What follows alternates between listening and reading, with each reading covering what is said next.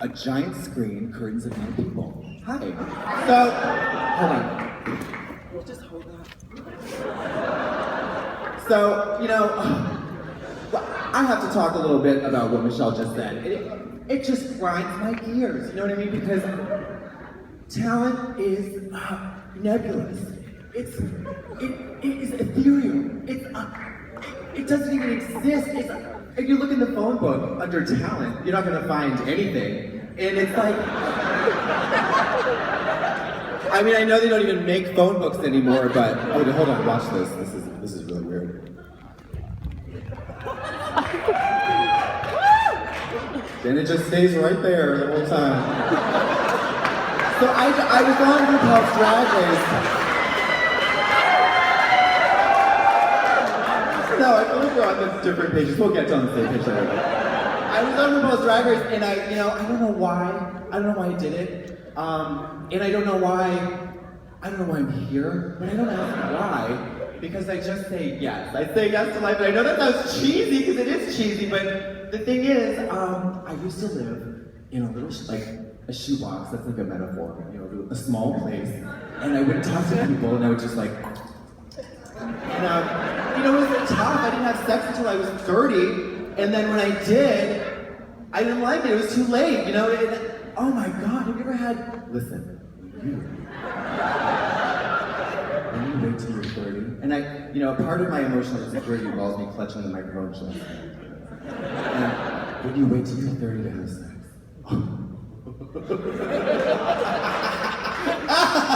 I mean, it's like, you guys know about blood diamonds?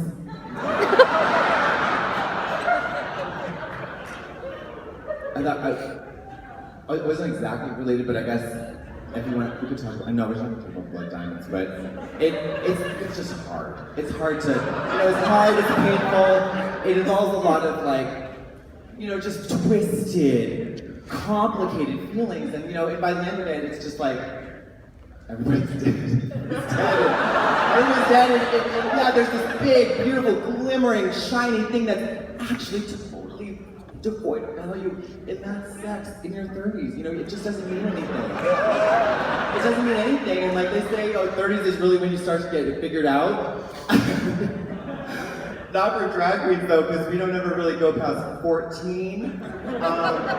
14, so I'm now there's 3 planes, right? Okay. So there's emotional, there's spiritual, and then there's physical. And I've always been on a physical either Rita Rudner or Mr. Burns from The Simpsons. So it's and that's those are two kind of those are two surfboards that are hard to manage at the same time. So I just choose Rita Rudner. It works for me. And then spiritually, whoa, do you love math? Yeah. Spiritually, I am not afraid to just, to express, to describe my spiritual inner life as a wet toilet paper roll with a dead raccoon inside it.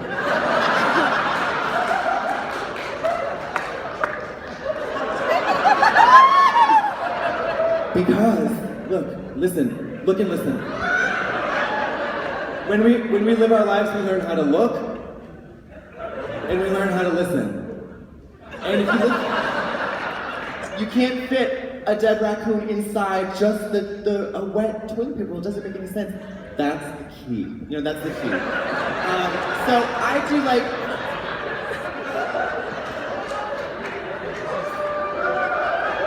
oh my God, you saw my costume reveal underneath. Fuck! Oh, it's over. Shit. That's the thing about, drag queen, you have certain tropes, you have certain customs, you go out wearing one thing, it's big, and then you take it off and there's something underneath and that's exciting.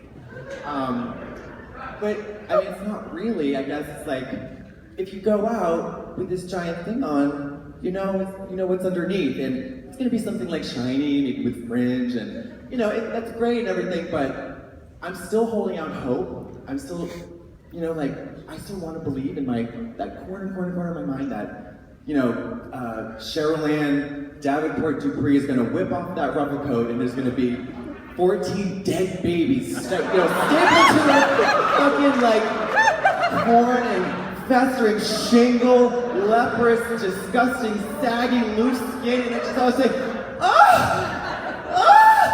We're free. We're free. We don't have to do this anymore. We can just go to the bank.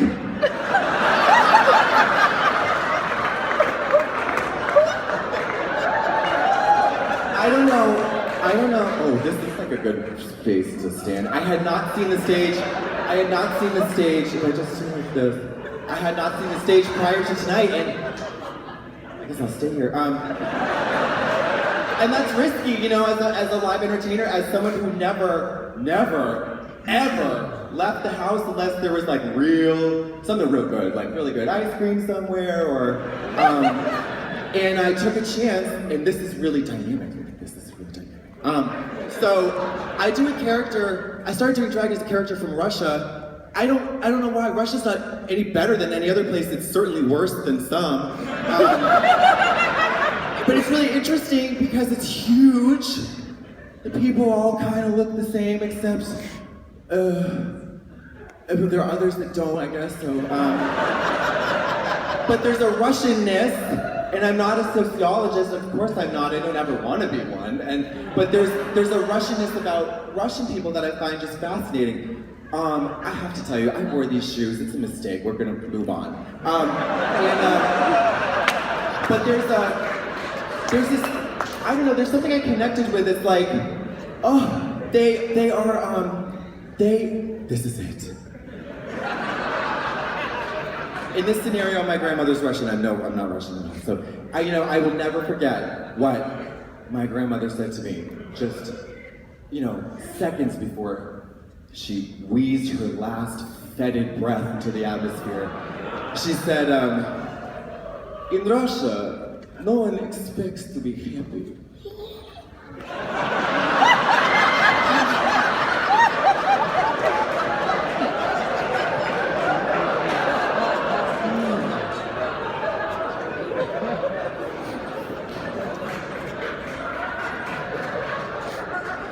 This is not Princess Leia at all. This is, it's just like a whimsical braided do. Just so you know. And I think that was like what excited me about Russia, because in America we have to be like sad, we have to be happy all the time. That's why we're on drugs. Or at least I was. But you have this thing like, there's this, if you believe in the soul, I guess you probably believe in Santa Claus too. And in Russia, Santa Claus is a real guy. He's a real man. His name is Jerry, and it's like, they have a lot of convoluted customs. It's a very intellectually rich, tapestry of culture that weaves itself through the centuries. Blah blah blah. And they, there's this modern folktale where this guy's name is Jerry, and he has like jurisdiction over like small villages, because he can't get a lot of stuff done. He's not super magical, and but he wiggles down the chimney of like the little village in the east part of Ukraine, and he just sits there. Doesn't bring any gifts. Doesn't bring any gifts at all. He just sits there and he jerks off. And I think, I'm not sure. Again, not a sociologist, not a mythologist or whatever, I don't know what the moral is there, I think the jury's still out on that one, but could mean something. I think they really like meaning Russian people. Anyways, I want to talk about so many things, health, fitness. I had this really cool graphing calculator in 9th grade, but I'm dying to be, and this is ironic I suppose, but I'm dying to be like subsidized by a company, but my whole life.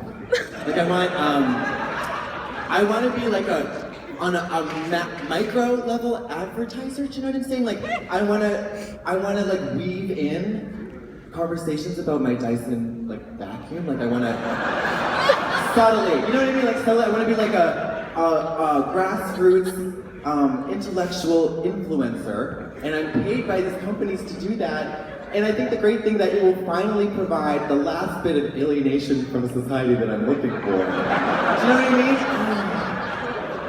I've met so many people I think that the thing that really draws me to a man or a woman is that that thing like okay, I'm gonna go on one more date because I just have to find out if they're a sociopath. Have you ever done that? It's like I have to know, and you know, the sex is something totally different. I don't know if that's different for men and women. Here's the thing about men and women, ladies, am I right? You know, it's like men and women are for a lot of them, they are two different things, you know? Us, I mean, I'm weird, obviously, but, and for us, it's like kind of, you know, it's different. But for most people, men and women are kind of, they're a thing. So when you say, like, no, there's no such thing as gender, it's like, well, I kind of think there is, and that's the problem. And then, men, we're talking about, like, say, trans, no, listen. Where are we? LA. You know, I'm not a trans person, but I am a transvestite, that's for sure. I love wearing ladies' clothes. I do. I love wearing ladies' clothes because men's clothes are very boring. They're very boring and they don't say anything. They don't say, what does a pair of slacks say to you?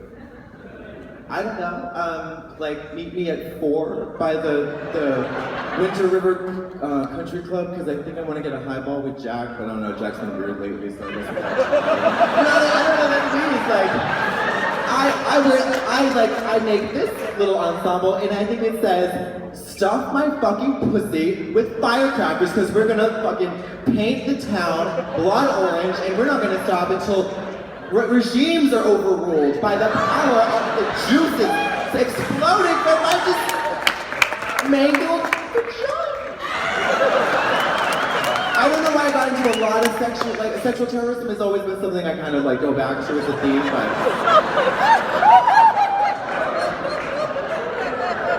would it be weird if I had to do that? I don't know. So I know, listen, I am very excited to be here tonight for so many reasons. One of them is that I like to be here in front of people because I think, you know, obviously as a performer, I think we're very pathologically narcissistic and that's okay, we're working through it. And I think as long as you provide some kind of entertainment. And but on Drag Race, which a lot of people know me from, they don't really know the real me. The real me that, you know, that part of you that's like, you know, it's a cliche to give the dark side. Well, my dark side is kind of embarrassing, actually. It's not super dark. I've never wanted to kill anybody. I spent 3 solid years, 3 years exactly, fantasizing about getting fucked by the devil. I want to get fucked by the devil. Satan, specifically. Satan is red, got red skin, hard red skin, big hot dick. I want to get fucked by the hot red dick of Satan. That was like very cause and effect. We're Catholic, it's no big deal, it's fine. But I want to cause nosebleeds, and I want whenever I want to look at that. I want to look at Judy on the train, and I want to say, I look over and I'm just like, it'll happen. And I just want to, the nose to gush blood, everybody's freaking out, and I want it to happen in movies, and I want to watch a movie with Jennifer Aniston, it's a romantic comedy, and everything's going great, and then all of a sudden, fucking bees fly out of her nose, and like, they just sting everybody, and then the waitress at the diner just starts freaking out, she grabs a, et cetera, et cetera, et cetera. And I don't, thankfully, like, it won't ever happen, but I think that's where the sadness comes in. And that's when, you know, you eat brownie batter just right from the bowl, you never make the brownies, and you have to throw it up, but you gotta be discreet about it, and I mean, I'm not bringing bulimia into the comedy show to find some humor in it because it's naturally funny, bulimia, but I don't know. Do you ever think about like, who are you? You've been like, who are you? Okay. So I think that we talked about everything that we needed to talk about. You know, I want everybody to know that I plan to do this like bit. It's not really a bit. It's just more of like a wandering cornucopia of retardation. Because I love heroin addicts so much, and I don't. It's not that I fetishize them because I'm from like the family of addicts, but like I think it's uppers and downers, uppers and downers. I never got downers. Like, why would I go down? When I take the elevator down, I'm gonna go to the top floor. Go to the penthouse. You know what I mean, right? I'm gonna do stuff. I'm gonna get stuff done. And like, I'm so tired. So, anyways, we're at the family reunion. You know, we got the Schwartz, we got the Silvermans. The Silvermans and Downers and the Schwartz uppers. And kind of get each other, but there are significant differences. But at the end of the day, you're all just a bunch of Jews, right? So, I just like, God, shit. I fucking forgot why you mentioned that. That's the thing, it doesn't really even matter. But I guess it does. At the end of the day, it all kind of matters.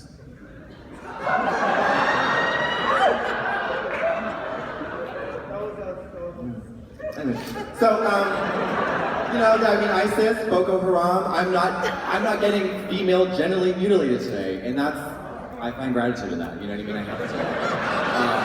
It's pretty cool. I don't like to, the concept of an earnest drag queen has always befuddled me. I think it's kind of interesting, but I have to say, I have to just use like 13 seconds at least to say how thankful I am that this could happen. And I just need to take off this bow because I think it's a little too whimsical, but how about that for a costume reveal?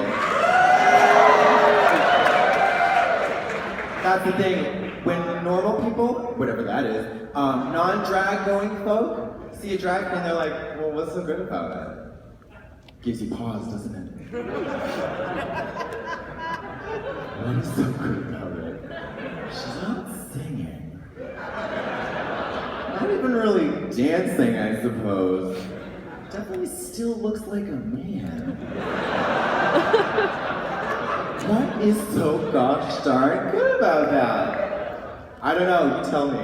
But I will let you know when I find out. Until then, I'm gonna still use Squarespace to build my website. And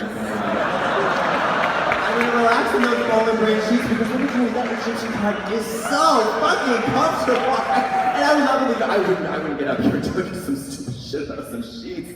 And they're great. And the castle mattress just comes in a box and it's just wonderful. So the drag queens of comedy. I do drag.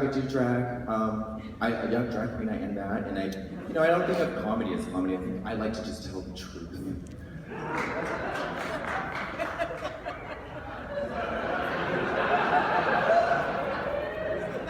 Sometimes the truth is hilarious. Oh no, I don't know how to play the guitar. I think that's really, really bad. Listen, no, that's true because you have to have plan A, B, and if you're a responsible adult, C. So A is whatever this was, and then B, figure it out. You make it work. You know what I mean? Just make it work. And then C, I'm not even going to tell you what it's going to I will let you. I'll leave you with a short bit of wisdom from this Japanese guy that I fucked.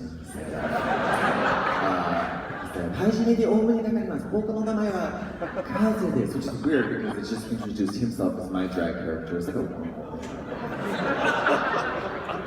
thank you guys so much. Bye.